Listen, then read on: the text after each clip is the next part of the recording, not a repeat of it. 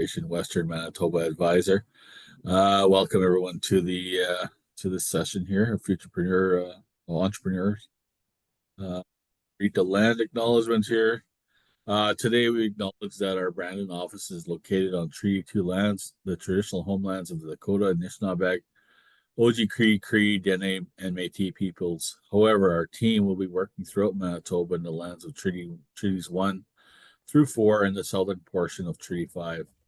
RMED respects the treaties that were made on these lands where we will work together. We commit to reconciliation along the path to economic prosperity.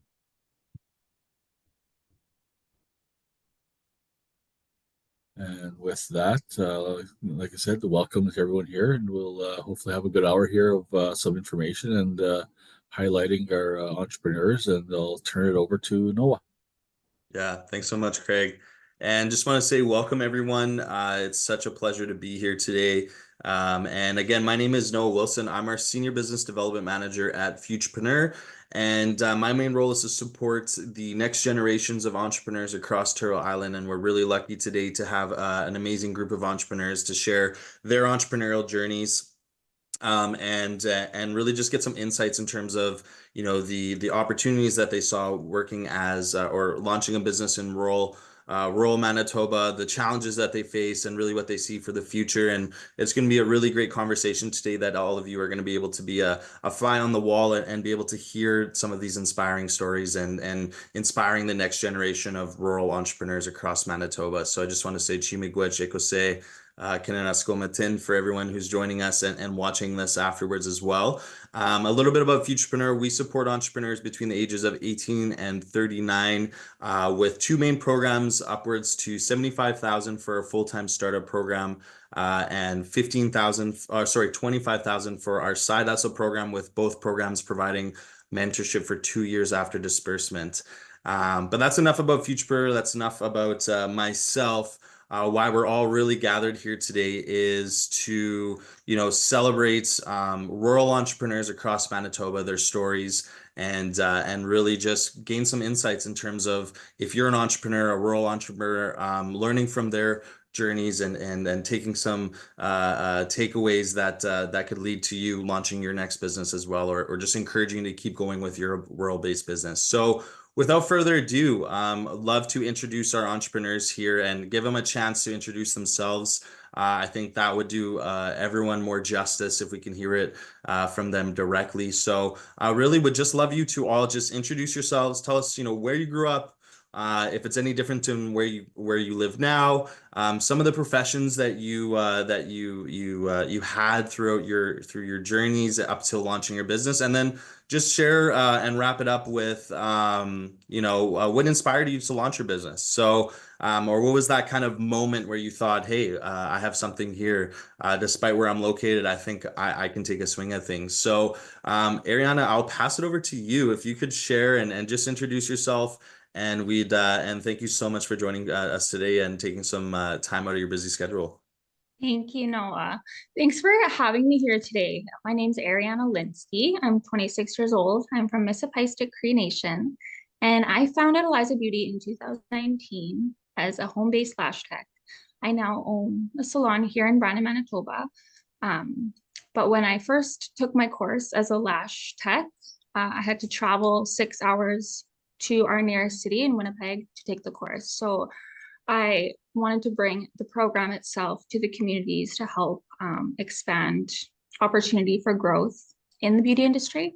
So I spend a lot of time doing training and also providing services and helping my lash techs here at my salon. So I've been pretty busy, but I'm really happy to be here, and I'm excited to share a little bit more about my journey. So thank you. Awesome. Well, thank you so much for joining us again.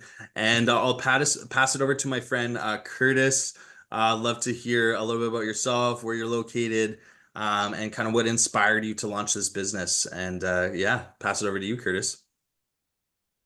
Well, my name's Curtis Zimmer, originally from Russell, Manitoba, or outside of.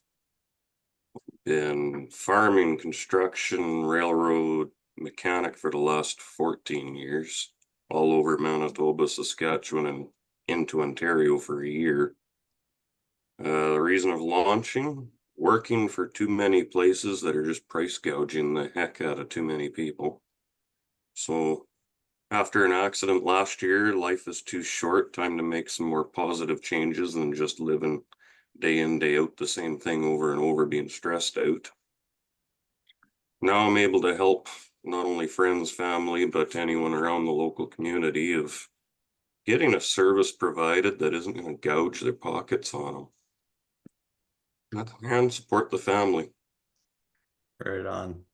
Right on. Yeah. And I'm sure we'll hear a little bit more about your business and kind of getting into that itself. But actually, Curtis, what is your business? What's your kind of forte?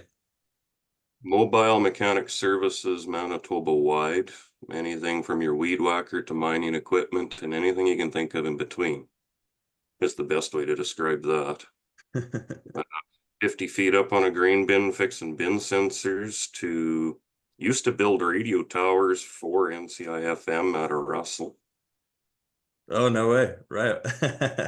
It's funny how like all your past kind of work, you never know where it'll take you and how you can leverage it in the future. So super interesting. But last but not least, I'm really happy to have Melissa and Cole joining us. And I'll pass it over to you, Melissa. I think Cole's with us now as well. But we'll pass it over to you, Melissa. Tell us a little bit more about the story behind the business. And yourself, of course, and where you're from and where you're located.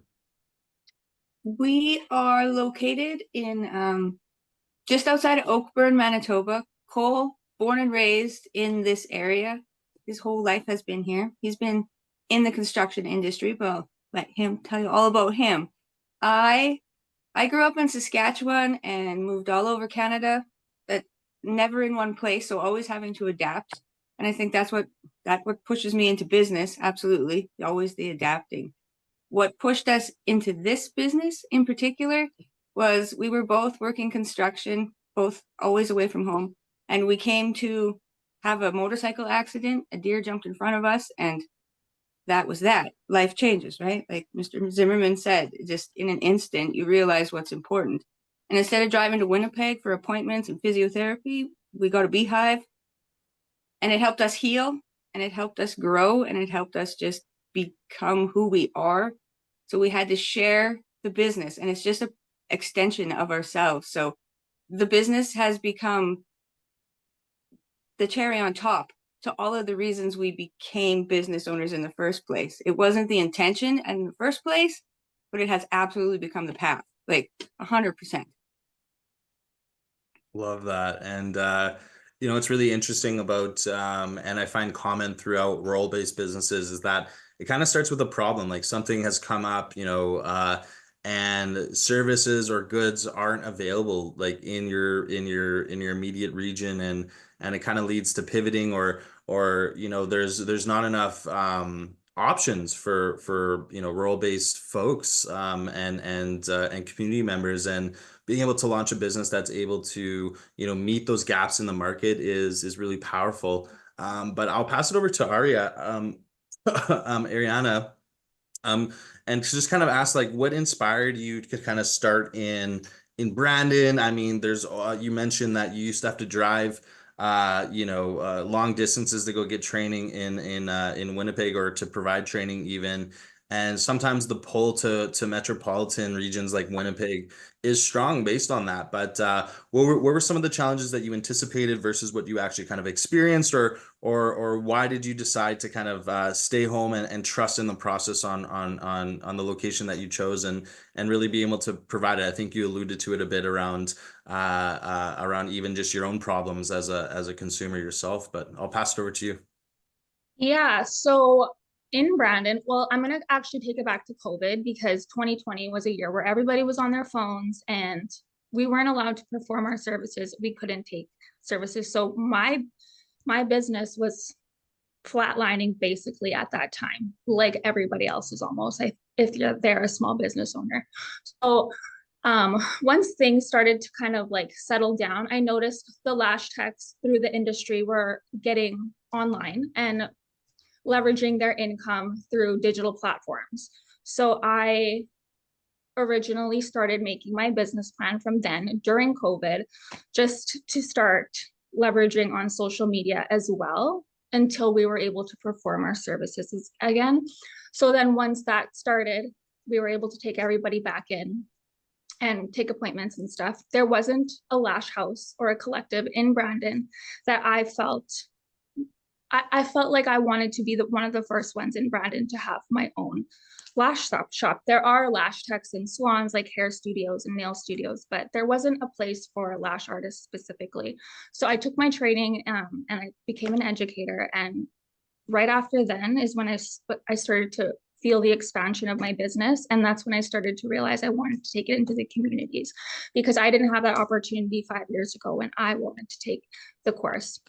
So I think just being in Brandon and where I'm from, especially from Mississippi in Grand Rapids, and going to these communities, I'm going to say like I come back with something every single time, because these communities, some of them are very broken. They're very broken, and they need the opportunities, they need the resources. So I wanted to take my skills and help them in the communities build something of their own, whether it's the youth or just anyone in general. So those were some there. You know, that's powerful. I think a lot of folks and especially younger like youth are talking about like inspiring the next generation. They don't get to see like examples like yourself and come in and show that, you know, you can be an entrepreneur, you can make your passions and turn it into a way of making a living, and also give back to the community, which I think is you know, definitely something you see with rural-based businesses is they're really community focused, and that's a big part of their identity as an owner. But could you share quickly, Ariana, what were some of the communities that you've been able to go to and just kind of share your experience as well as your coursework? Yeah, so I've been to Crane River, Broken Head. I've been to Cody First Nation 3 times. I'm actually heading there in 2 days. There's a school of about 10 Indigenous youth there that want to take the course and have a lot of interest in it. So I try to help them foster confidence through this training as well, to put themselves out there and not be afraid of that, because I find that a lot of our challenges come from fear. So a lot of the training isn't just skill-based, it's also like a mentality as well that I try to help them adapt.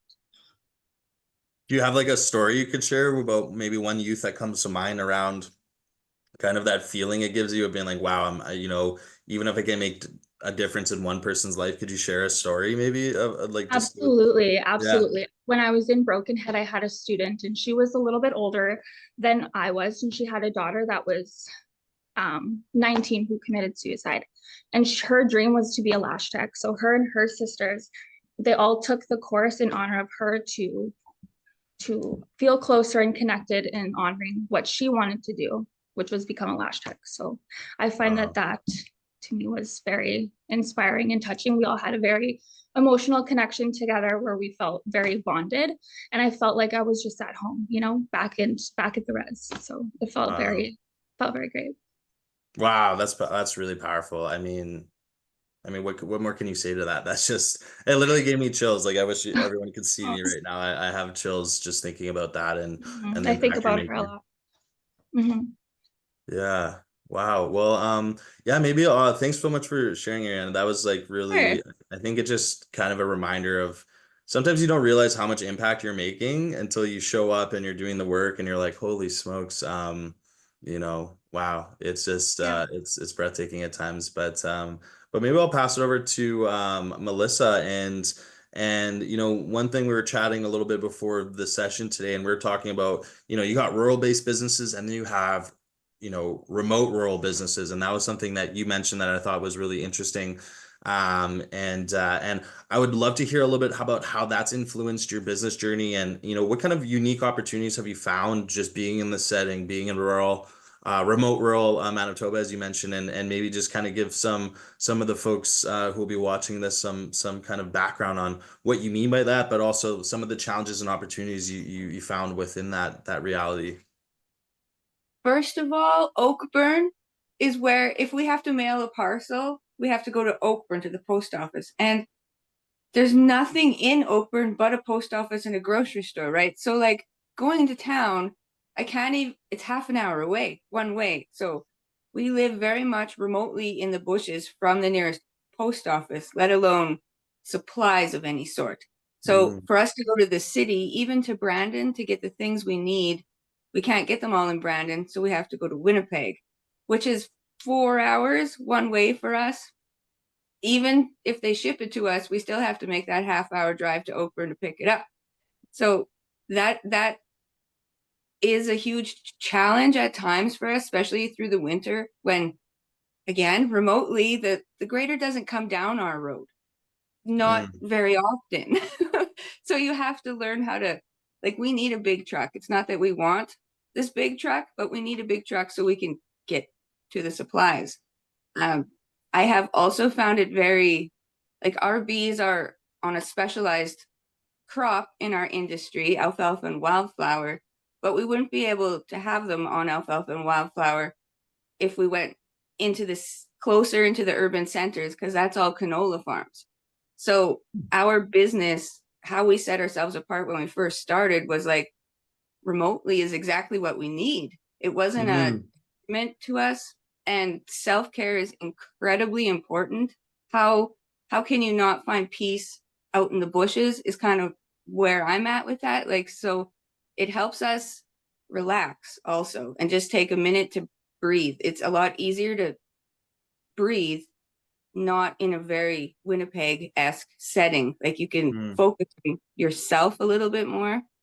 There's been people come up this way and, like, tourists and lost. Basically, they're very lost. If you come down our road and you're not from around here, you're lost. But they end up finding other things, and they see on Google Maps, oh, Riding Mountain Honey Farms. So they pull into our yard and we talk about all the other things in the area.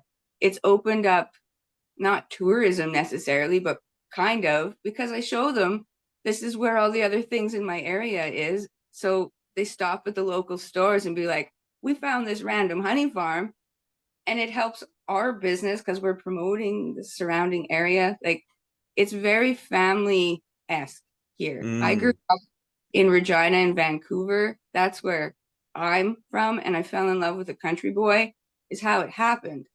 And now I find myself out here, and it's so, they look out for me 100% with pure intention. And that's what I find with, especially remote. Rural, they're very community minded, and remote, there's just another aspect of we have to look after each other because we're out here. And it's nice to know everyone's got your back. Like, in Winnipeg, you're kind of afraid to wave at the person walking down the street at you. Out here, everybody is upset if you don't wave. So it's a calmer, more peaceful atmosphere for us.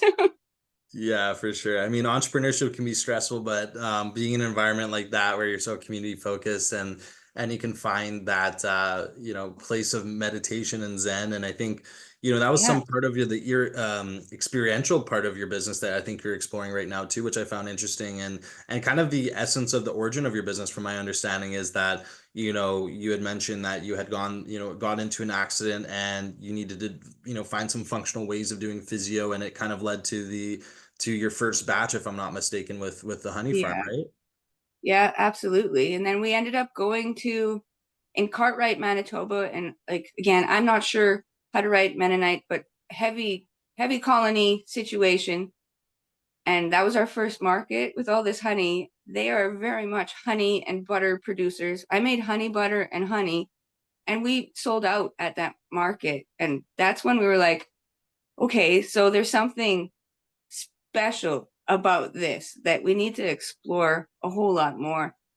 And then it just sparked, like, well, we obviously need to have better looking labels than what we just slapped on for this first market, right? And it just sparked this huge growth in every aspect, from learning about the bees to social media to labels and packaging and everything, how to connect with other business owners and build a community of business owners and vendors. And it's led to every single aspect of our lives, and it's all been growing.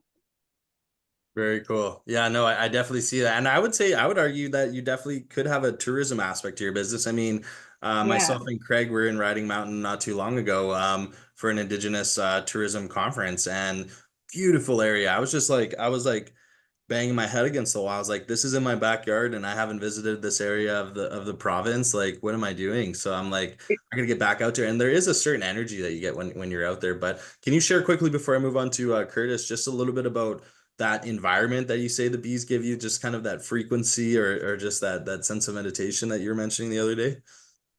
It's even like the second you walk in there, the hum of the bees, if they're in a good mood. Obviously, if you're stealing their honey, they're upset, right? So it's totally different, but you can feel that too. When you walk into that apiary, you feel the vibrations and the hums, and it just instantly takes you to this calming place. And you just breathe differently. And again, going through the accident and the healing, it regulated our heart rates again. It helped our brains rewire after brain injury because they were able to just slow down and be still enough for everything to start healing again. And it's instant. The second you go in there, the smell of a hive, it's like ecstasy. Like it just, and I never liked bees ever in my life before, right? Like it's just the strangest business for me personally to be a part of, but I know how amazing it is to just be in there, and you find yourself just lulled into this sense of calm and peace, and like, yes, please, let's share this. And next month, Cole is going to a tourism event in Shoal Lake to promote apiary tours for us next year. So definitely, because again, that was another pivot of the business. Nobody can find workers, and we're not really able to afford to pay what we feel is fair to a worker. But it turns out people want to pay us to come for the apiary experience and do the work, but pay us the money for it, right? So it was a business model pivot to be like, okay, I'm going to stand here and tell you how to do all the work, and you're going to pay me to do that, and you're going to be happy about that because it's an experience. And Riding Mountain, when you said like what a beautiful area, so many tourists come there and they just want an experience. And I promise, being in that bee yard's an experience, like 100%.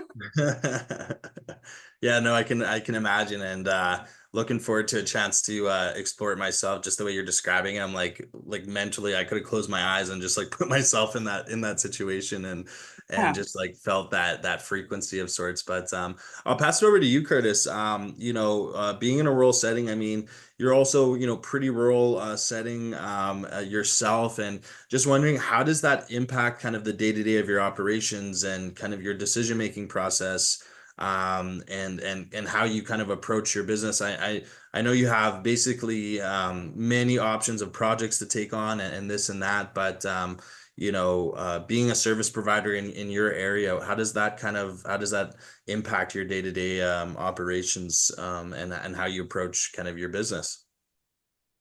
Impact, I can be traveling anywhere between a half an hour to 2 hours to a specific job. So to make it feasible, trying to line up more than one job in a day, short or small jobs. So say, for instance, yesterday's a half an hour travel to one customer, that a small lamb farmer, tractor engine blown up. So I'm there troubleshooting, trying to source. This guy, well, he doesn't have the money to afford John Deere to rebuild it for him. To be honest, probably can't afford if I was to rebuild it, but I managed to find a engine for him north side of the park out by Grand View. So here I'm gonna have to take a road trip this week and go get an engine. Impacts like, yeah, parts availability. These little guys, they walk into, say, John Deere. Well, they're paying full retail, and to me it's ridiculous. At least with me, with a business set up, they can come through me. I can go to them or to John Deere, get the part at a much better rate, be able to share that rate with them.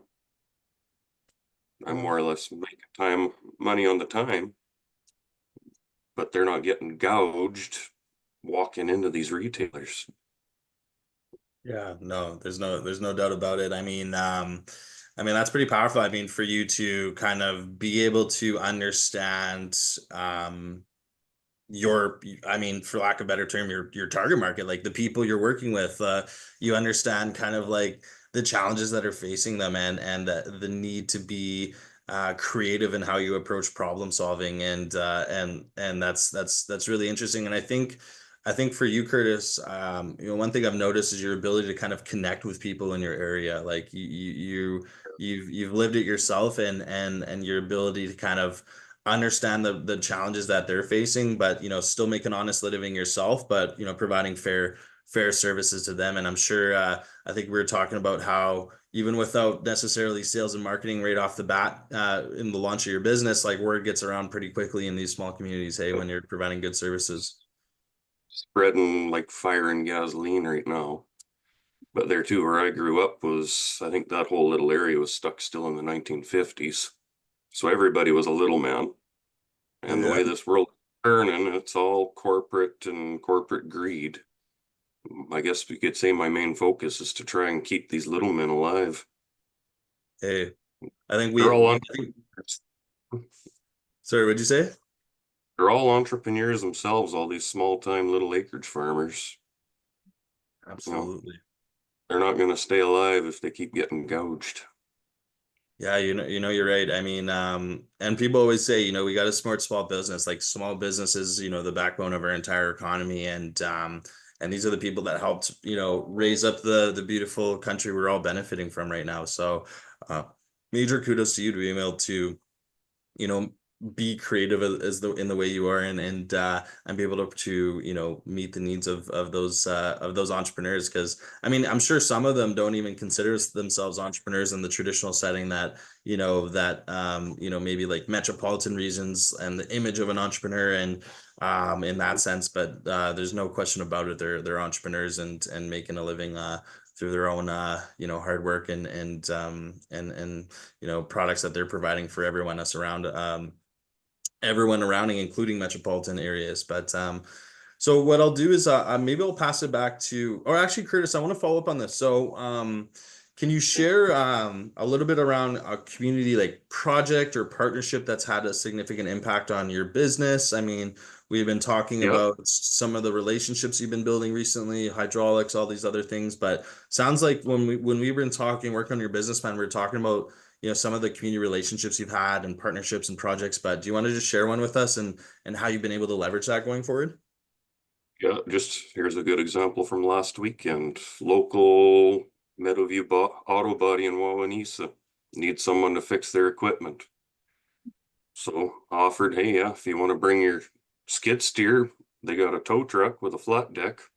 Bring it to my yard. I'll work on it here instead of driving over the weekend back and forth. So not only did they bring skid steer on the tow truck, now I got the tow truck to fix.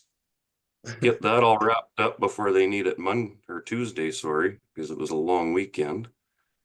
And in return, well, I give them some business. They can have my glass claims. Me and the owner there worked out an agreement that I've got other equipment I could get hauled to my location to be worked on. Save the customer a whole bunch of travel. We'll use his tow truck. He gets a ka-ching for using the tow truck. You just won't charge the customer outrageously, like say a CAA call or something. Mm. He's benefiting, I'm benefiting, customers benefiting. There you go. I mean, that's some real insights. I think like one of the things that when I'm working with entrepreneurs, we're often trying to find like what's that differentiating factor, or what's that value proposition, all these fancy words, basically saying what makes you different, what gives you a competitive edge, what kind of sets your business apart. And a lot of times for rural-based businesses, it's like convenience of being located near where they are, right? Like in terms of being able to find that really qualified mechanic who can kind of take on any project, to getting the training where Ariana is at, and getting that self-care opportunity instead of having to drive all the way to Winnipeg to get that really cool environment. And the store looks amazing, Ariana. And maybe I'll bring it over to you in terms of we did talk about a little bit about your community impact, and how you've been able to do that. But how has these like relationships that you've built helped your business thus far? I know you just had a grand opening. The store looks amazing. Super excited to come down and visit sometime soon. But how have you been finding that your, I guess, the time you've been taking to go into community has impacted and supported your business in terms of the time you've put into that? Yeah, I think it changes my outlook on what our communities might need more help with and the resources that they might need. Visiting the different communities, I noticed there was a ton of similar issues that sometimes, I guess, since I've been away from the reserve for a while, I forget about that sometimes. So coming back to those communities has had a huge impact on my business and just how I want to contribute to the communities, whether it's suicide, overdose, just loss in general. So a lot of these communities need healing, and I really like to incorporate, practices, healing techniques or traditional practices that I use to help them thrive in their businesses, which stems from my traditional values as an Indigenous person. So definitely, it's had a huge impact on my business. Yeah, I think the one thing interesting about your business too, Ariana, is like I think through COVID, people talked about the impact it's really made on all of us, and some of us are like, oh, that seems like ages ago at this point, but or maybe we've all kind of like tried to forget that period of time in Like life. time But just flew by after. Like it's going so fast now. yeah, exactly. But I think what probably people like, can you share stories around, the self-care aspect of your business itself? Like, I'm sure there's folks that are coming into your shop now, even outside of the community work that you're doing directly. What's it been like the impact from community that you've heard in terms of just being able to do that self-care and feel beautiful and get out of Yeah. your house and like have a reason to kind of like go see the girls at the shop. I can like if it's anything like I used to get my hair cut when I had shorter hair, but going to the barber shop was like a moment of self-care for me, you know what I'm saying? So can It you share a feels little bit so, about that? yeah, of course. It feels amazing. And the connections that I make, even just with my clients, my students, or the people in the shop or my environment, is so important. As a lash artist and a lash tech, when you're performing services, you want to have a very serene, very calming environment. So it needs to be very, like, it almost wants to be an escape room for you. If you come here, you want to just feel good and you leave feeling good. So that's my favorite part about it. And I think the connections that you make as a lash artist, I want my students to know that it's not just about doing the services, it's also about the connections that you make with your clients and the people that you're helping and the people that you're making feel good. It ultimately, it's rewarding after the service is over. It doesn't feel like work. So Yeah. absolutely love it. It's funny. It's like people who are moving to entrepreneurship. I often say it's like, oh, I'm leaving my 9 to 5. I'm like, well, you're leaving your 9 to 5 for 24/7 because you're kind of like thinking about your business all the time, All the time. all the time, right? Like it's like always in the back of your mind, but it's really powerful to hear like you love what you do and the impact and like working towards something that you own is so much different than working for someone else, I think, right? Yeah, And can because you I share a used to little work bit?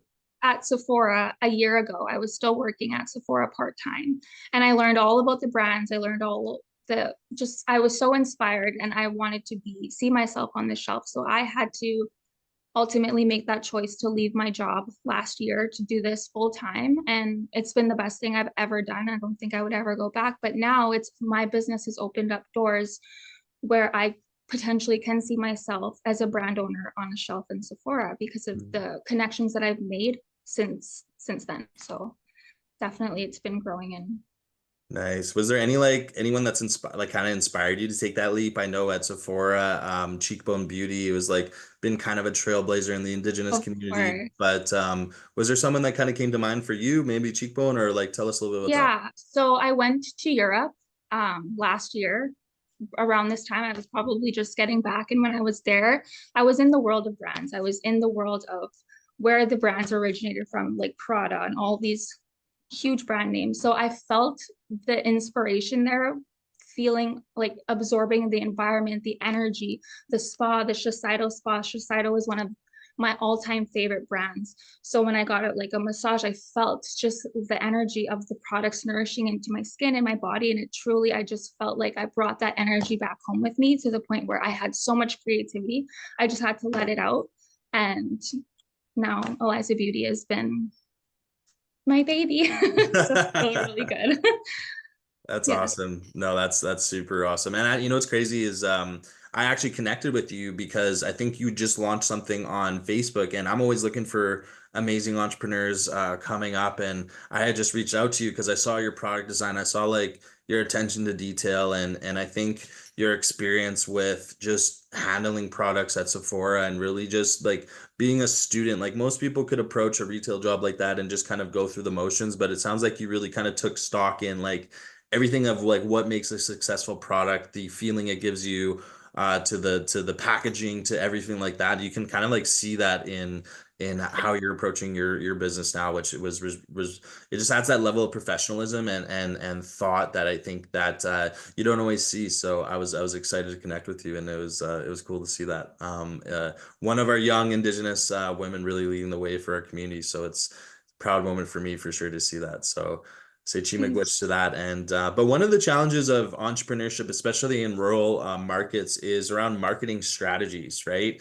Melissa, we were talking about how speaking of COVID, Ariana, I mean, Melissa, you have a kind of a story related to COVID, right?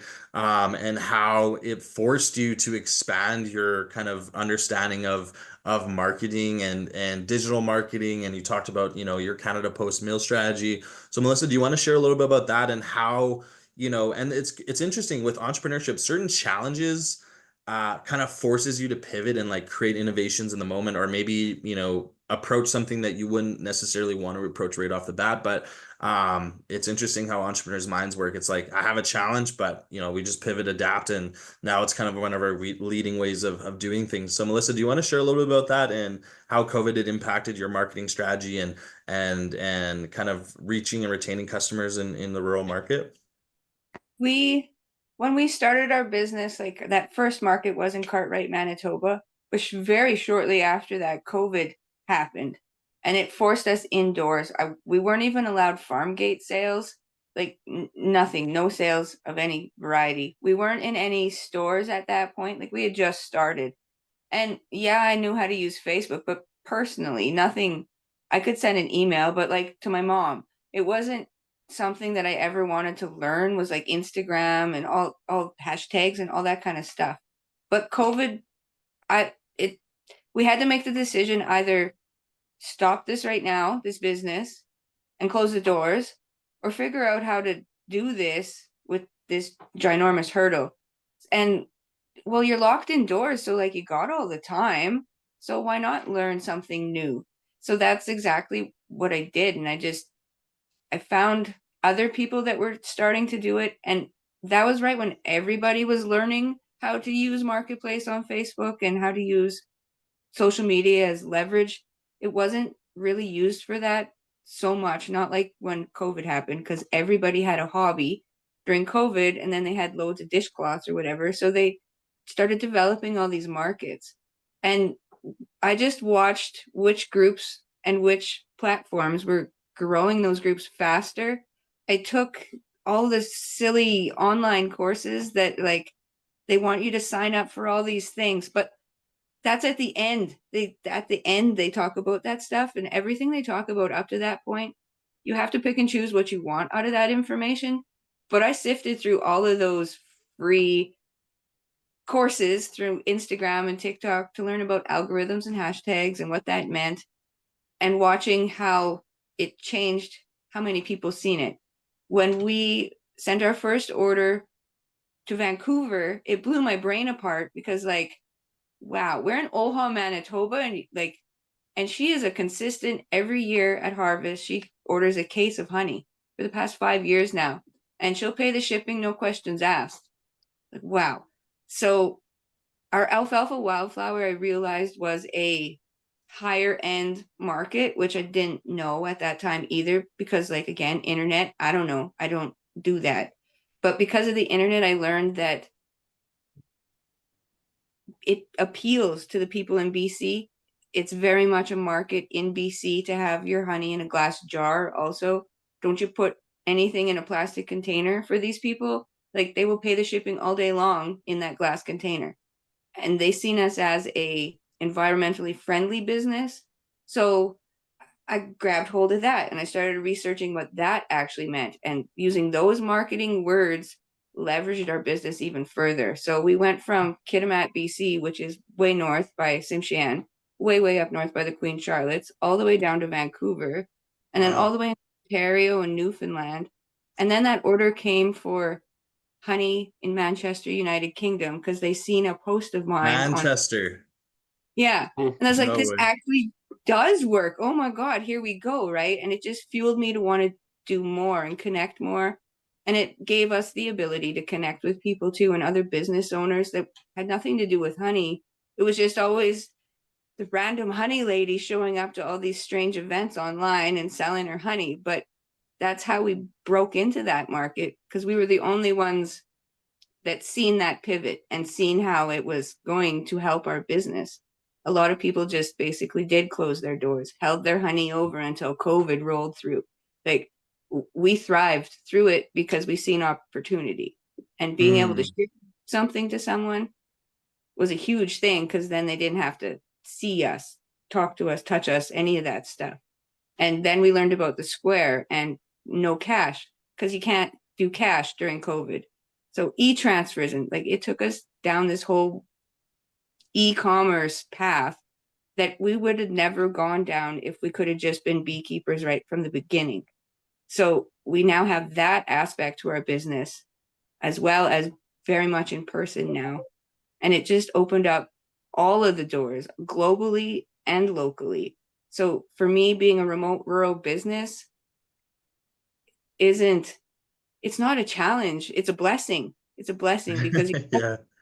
you're pushed to learn how to interact with people, but you're still able to disconnect from people when you need to and get your work done. Like, it's a wonderful place to be. And I lived in Vancouver and Regina and Saskatoon and all these large centers most of my life, and being out here isn't scary to me anymore. It was when I was coming from these large centers and he told me we're moving to a farm in the sticks.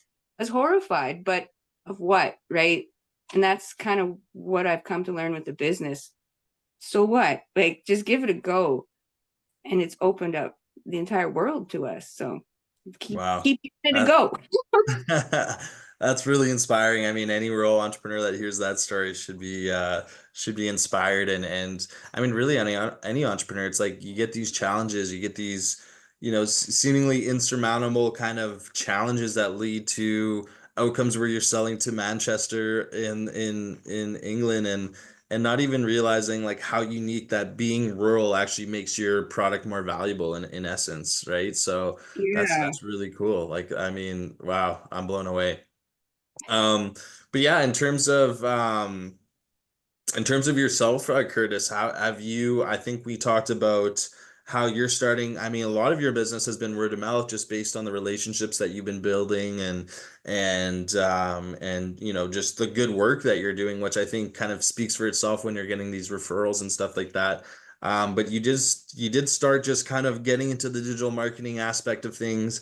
I know that you've created a Facebook website recently that's been blowing up, but also you've dabbled in Google Maps, and I think with your business, or so Google itself, and like search engine optimization, things like this. But being a mobile, heavy duty mechanic, like I'm assuming, when you're thinking about consumer behavior, what's the first thing that someone in a pinch is going to do? They're going to go to Google, right? They're gonna look at, heavy duty mechanic in area, and it's gonna pop up, and you get calls. So how's that been for you? I mean, is it something that's been new for you, or how have you been seeing that impact your business since you just started, which is relatively recently? Yeah, no, it is very new because the start date was August 1st. The Google Map, I think I sat down when I couldn't sleep 3 weeks ago. And there's already been 2 calls, roadside assistance from it, where they've already called Denry, Cal Tire, nobody can come out. Yeah, it's just an automotive sitting on the side of the highway, but hey, I'm half an hour away. I'll be there in 29 minutes. That's awesome. And like when you've helped a client like on that roadside, like what kind of impact are you seeing with them? Like I remember you were telling me, um I don't know if it was a call, but you mentioned that you were just driving by a trucker one day, and just like the relationships you build from helping people in crises. Can you tell a little bit about that story? I think that was like a good feel good story. I think he's from BC or something, if you remember that Oh, guy. yeah, that's the U-bolts. I was gonna say which one because there's been lots where I just stop and help people on the side of the road because that doesn't happen anymore. But the U-bolts, I was buying parts in Brandon, and the feller thought he needed an airbag and asked if he could borrow tools. So I said, I'll just come give you a hand. To find that his U-bolts are sheared off the axle of his Peterbilt. So here he is stuck. A service call for that from a dealer would be well over 3,000 to 4,000. We ended up doing it right there in the parking lot. Got done, I think, about 10 or 10:30 at night. I've built a friendship. He's already spread word to trucking outfit in Winnipeg. I'll just hopefully get a call out of them too. He was ecstatic because at least he could get him and his dog back to his cousins in Winnipeg, traveling all the way from BC. Wow. Hey, I mean, that's I think that's like some of the most powerful aspects of, I think, when I talk with business owners, and we're talking about marketing strategies. I think like those relationship-based strategies, the ones where you like really build a relationship with a client, is like the ones that really drive your business into the future. I mean, there's digital marketing that helps you reach places like Manchester and BC and all these things, but it's those in-person relationships that can lead to that really, that really big community impact where you never really know where your next client will be after just that great experience. So, when you can build that trust one-on-one right off the bat, I think that's really powerful. But talking about sustainability, kind of growth of your business next going, Ariana, and you were just mentioning around looking at potentially making your own brand of products and things like that. Could you share a little bit about kind of your vision potentially around making sustainable products and Yeah. what you have in Yeah. mind? So I have a partner that I'm working with that is helping me create blocks for certain aspects that I want my brand to go into as a personal brand. So I like to focus on sustainability, clean beauty. It's BIPOC focused, so Black, Indigenous people of color, and also wellness focused. So I want to make sure that all of my products are sustainable. I want to have that as a part of my personal brand. Same with wellness. I want that to be a part of my brand as well. So that's why I strive for comfort. I strive for health in all areas. So sustainability will be huge in my brand. I do plan on, as well as doing a brand retreat where a ton of us come together. Well, not a ton of us, but at least a good number of people come together, and we practice mindfulness, meditation, yoga, Pilates, just the things that reflect my brand for sustainability and just wellness in general. So Very yeah. cool. Very cool. I love it. I love it. I mean, it's like going beyond even just like your services. It's Beyond like, the products, beyond the services, it's yeah, a mindset, it's a mentality, it's a personal brand. So I love I want to that. help others with theirs as well.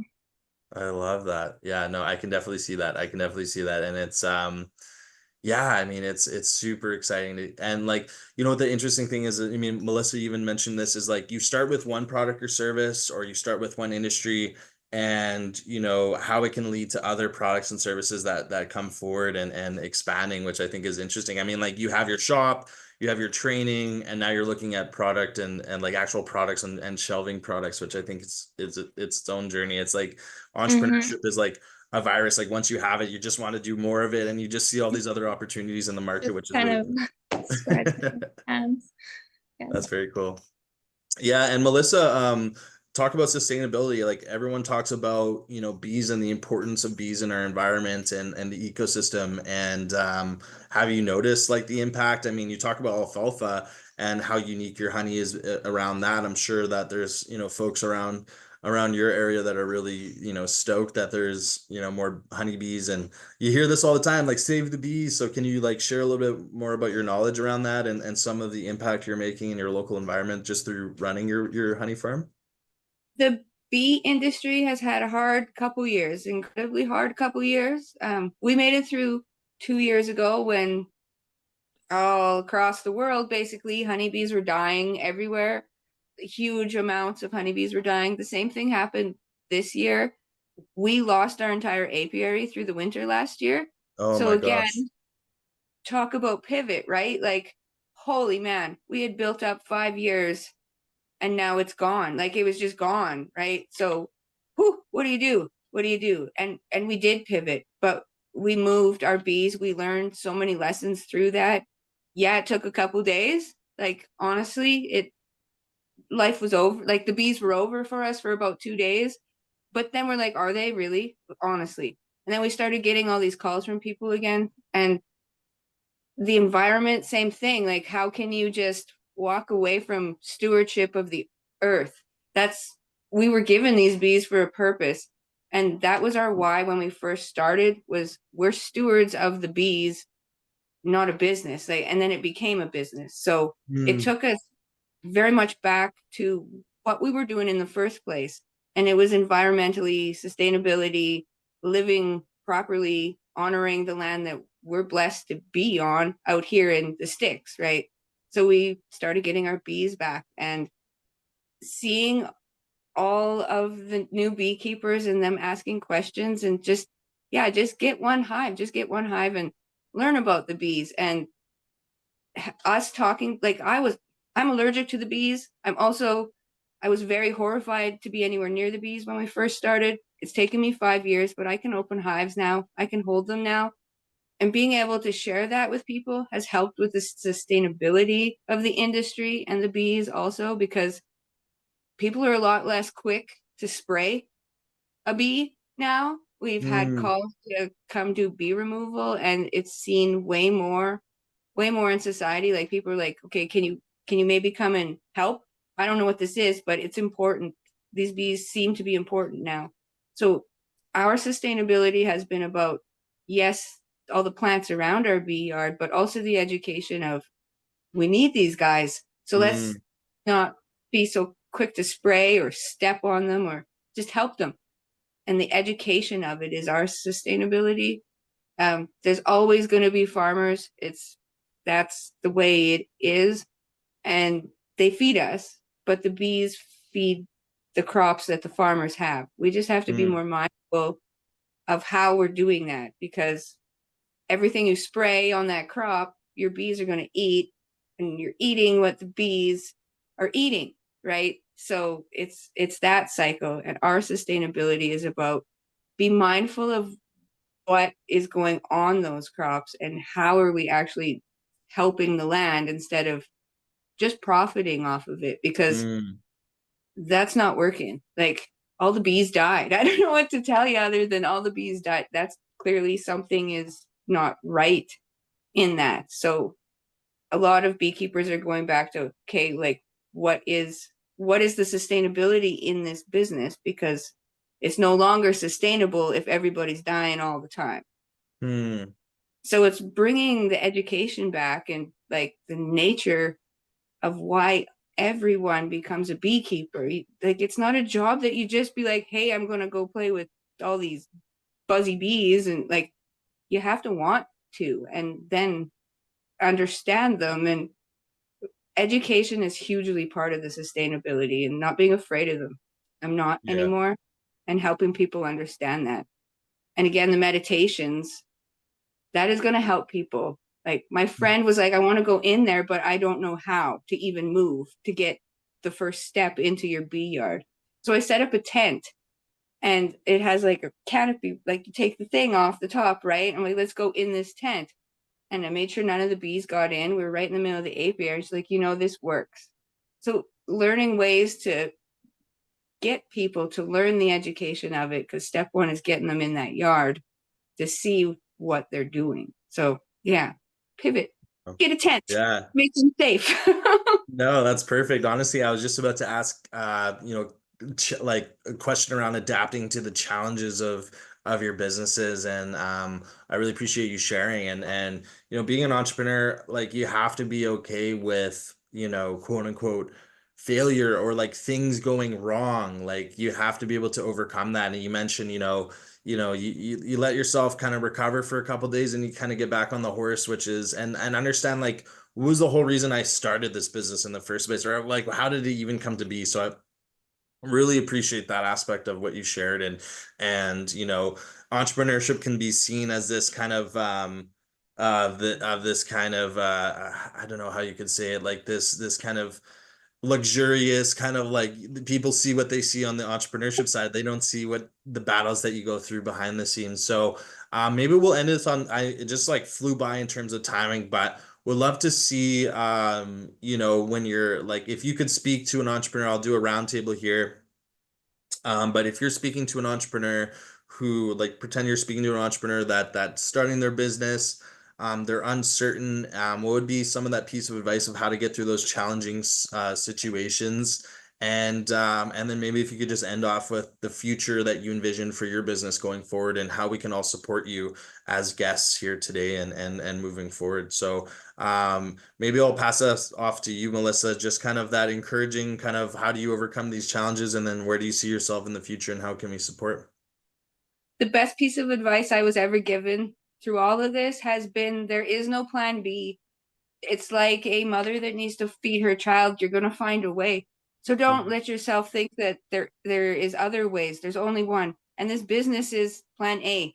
There's no plan B. So do what you need to do to make that work. And yeah, there's hard days and there's hungry days and there's like, how am I going to do this days? All my bees died days. But here we are now. So we found a way. Just don't be afraid and trust and find a way, because you always do. They absolutely always do. There you go. That got me fired up. I'm ready to get going now. That's awesome. And how can we support your business going forward? What's the best way to support you all? All of our social medias, we're on TikTok, Instagram, Facebook, just even, and honestly, to understand that a heart goes so much further than just a thumbs up. If you love something, it's a whole lot more than if you just like something, and that is noticed by the social media communities. So I appreciate the absolute thumbs up too, but hearts are even better for everybody, Like, There you it's go. all Riding Mountain Honey Farms on all of our socials. Give out the hearts, folks, when you're commenting. I didn't know that, actually. That's interesting. You just taught me something today, so it's very cool. Curtis, what kind of piece of advice would you give to a new entrepreneur in rural Manitoba? And, how can we support you going forward? For me, it'd be no different than me getting started, is don't hesitate and quit procrastinating. Yeah. There you At go. the end of the day, it's only going to be as good as you're going to make it. Take the chance and give her hard. Hey, yeah. Support ongoing. That's all fairly new here yet. Word of mouth is the best so far. Once I learn a lot more about social media. It's a constant journey of learning when you're an entrepreneur, but I appreciate that. And you know what? I mean, something that's interesting about all your stories is you kind of just got started and you started to kind of pivot and seek advice and get the help you needed along the journey. So that's really powerful. How can we support you, Curtis? Where can we find you? We can find you on Google, Facebook now. And I think we're moving to a website sometime in the future here. Correct. Zimmer's Mobile Mechanic Services on Facebook and. Awesome, brother. Okay, well, we'll be sure to attach that in our follow-ups. But Ariana, we'll give you the last word here, and just any piece of advice you'd give to a new entrepreneur getting off the ground and in rural Manitoba, and how can we support you going forward in some of the visions that you have. I know you got a product hopefully coming out down the line here, but I'll leave it off with you to wrap us up.